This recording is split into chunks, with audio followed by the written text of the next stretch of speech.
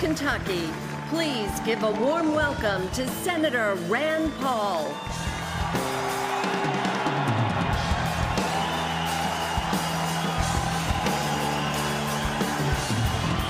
Thank you.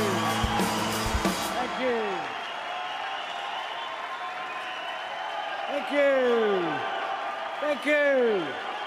Thank you. Thank you.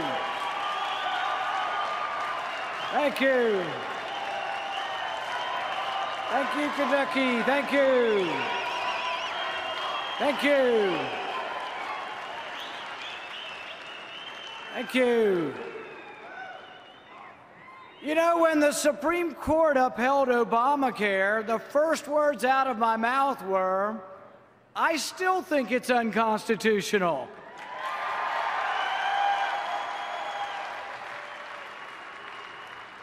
The left-wing blogs were merciless. Even my wife said, can't you please just count to 10 before you speak?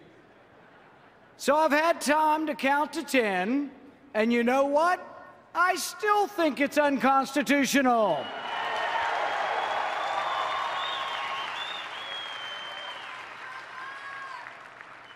Do you think Justice Scalia and Justice Thomas have changed their mind? I think if James Madison himself, the father of the Constitution, were here today, he would agree with me. The whole damn thing is still unconstitutional.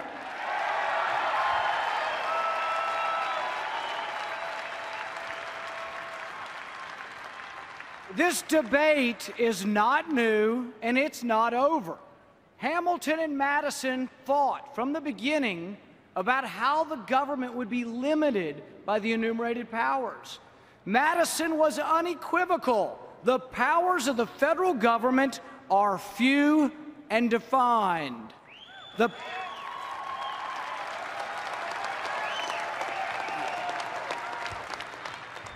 power to tax and spend is restricted by the enumerated powers. So how do we fix this travesty of justice? There's only one option left. We have to have a new president.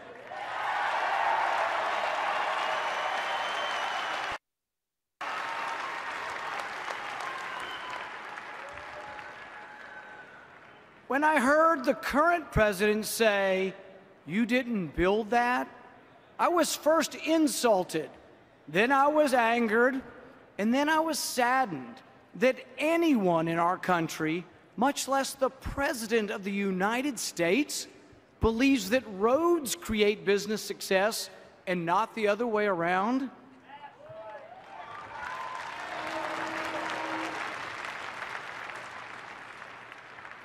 Anyone who so fundamentally misunderstands American greatness is uniquely unqualified to lead this great nation.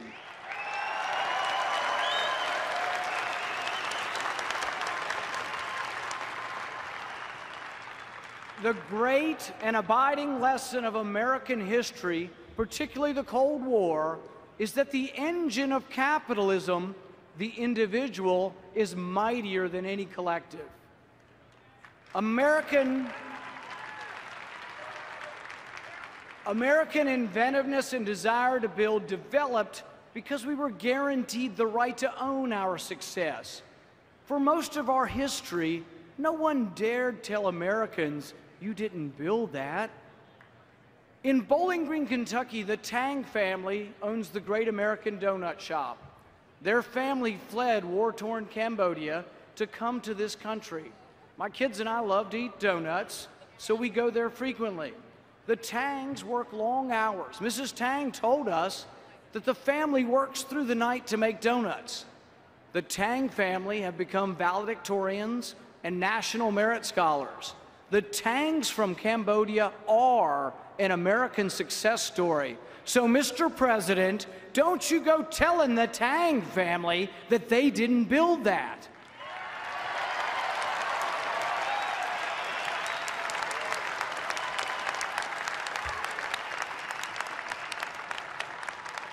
When you say they didn't build it, you insult each and every American who ever got up at the crack of dawn. You insult any American who ever put on overalls or a suit. You insult any American who ever studied late into the night to become a doctor or a lawyer.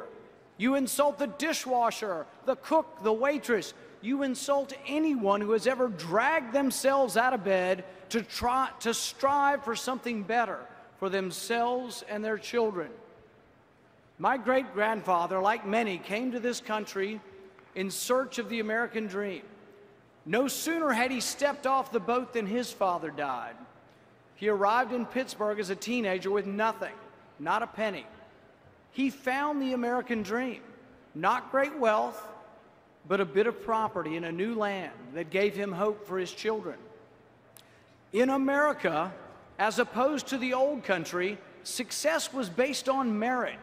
Probably America's greatest asset was that for the first time, success was not based on who you were, but what you did.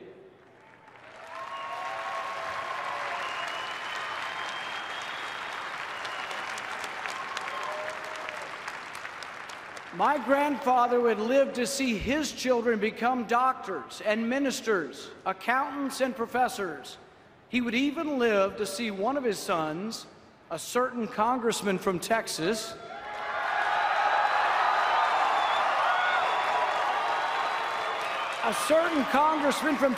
run for the presidency of the United States.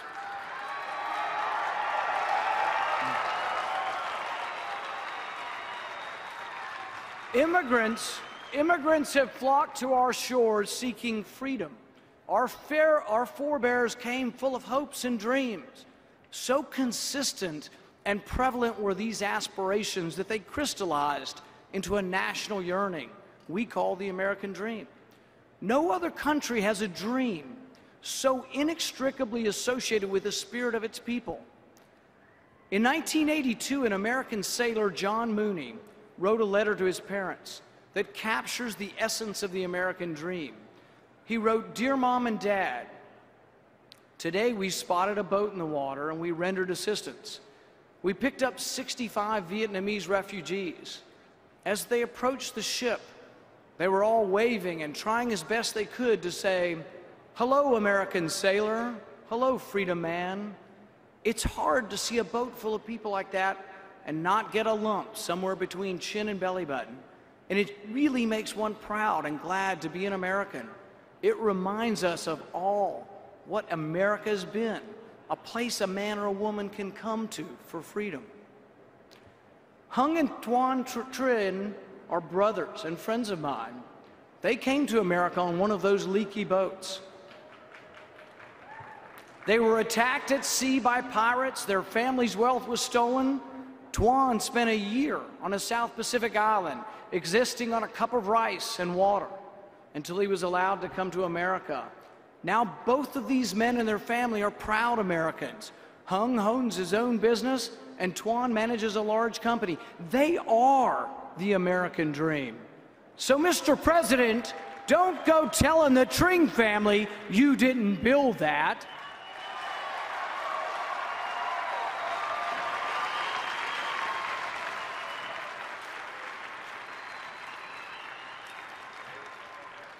When the president says you didn't build that, he's flat out wrong.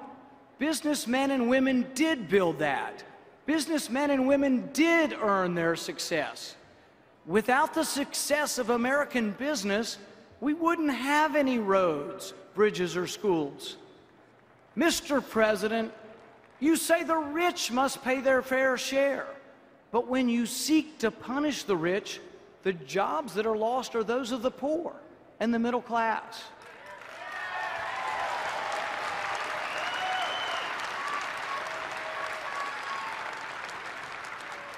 When you seek to punish Mr. ExxonMobil, you punish the secretary who owns ExxonMobil stock. When you block the Keystone Pipeline, you punish the welder who works on the pipeline.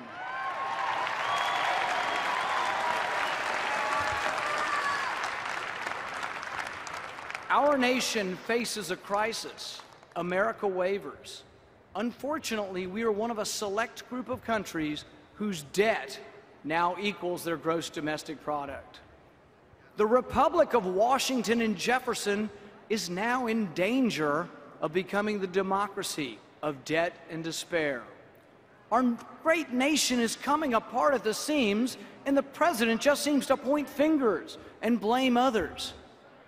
President Obama's administration will add nearly $6 trillion to our national debt in just one term.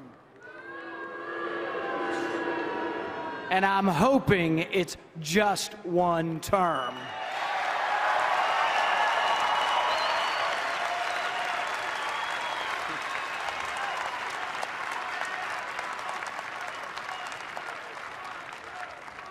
This explosion of debt is unconscionable and unsustainable. Mr. President, we will not let you bankrupt this great nation.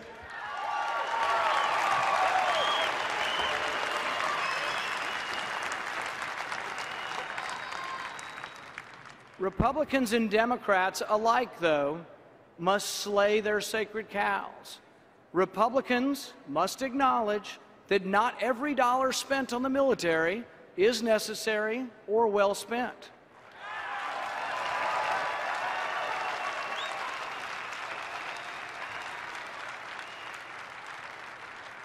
Democrats must admit that domestic welfare and entitlements must be reformed.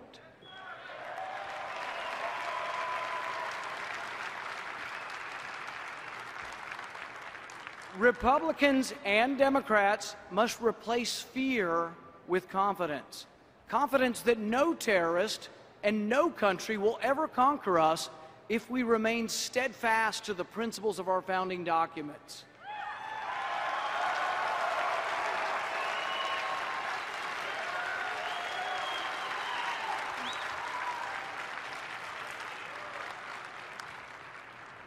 We have nothing to fear except our own unwillingness to defend what is naturally ours, our God-given rights.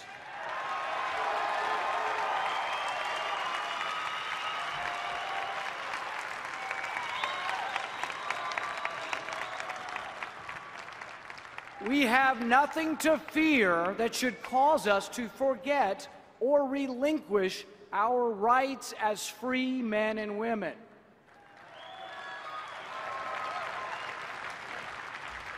To thrive, we must believe in ourselves again, and we must never, never trade our liberty for any fleeting promise of security.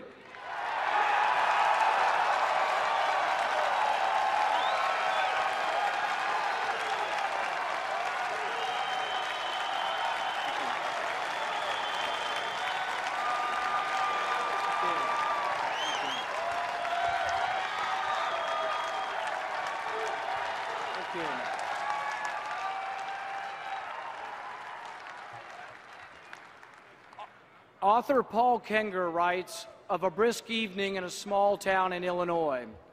Returning home from a basketball game at the YMCA, an 11-year-old boy is stunned by the sight of his father, sprawled out in the snow on the front porch. He was drunk, his son would later remember, dead to the world, crucified. The dad's hair was soaked with melted snow, matted against his reddened face. The boy stood over his father for a minute or two. He simply wanted to let himself in the door and pretend his dad wasn't there.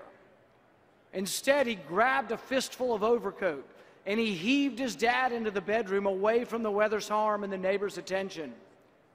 This young boy would become the man, Ronald Reagan.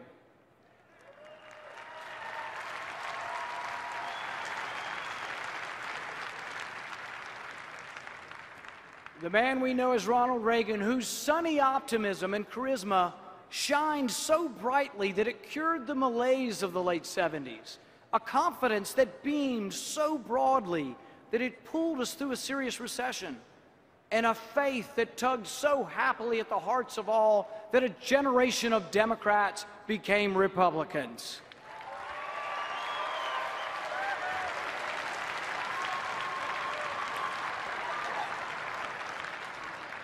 The American dream is that any among us could become the next Thomas Edison, the next Henry Ford, the next Ronald Reagan. But to lead us forward away from this looming debt crisis, it will take someone who believes in America's greatness, who believes in and can articulate the American dream, someone who has created jobs, someone who understands and appreciates what makes America great, someone who will lead our party and our nation forward. I believe that someone is our nominee, Governor Mitt Romney.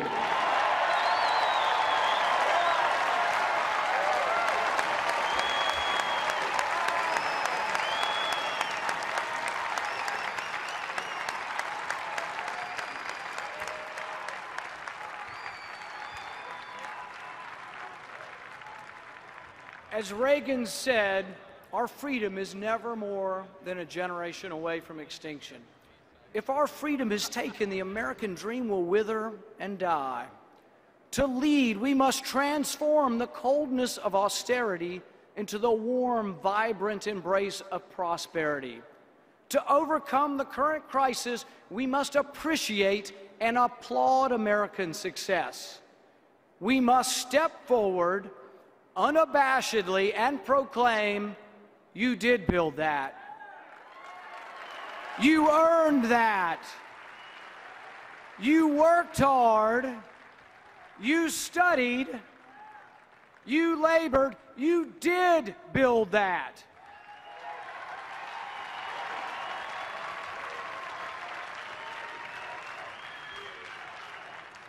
And you deserve America's undying gratitude, for you, the individual, are the engine of America's greatness. Thank you.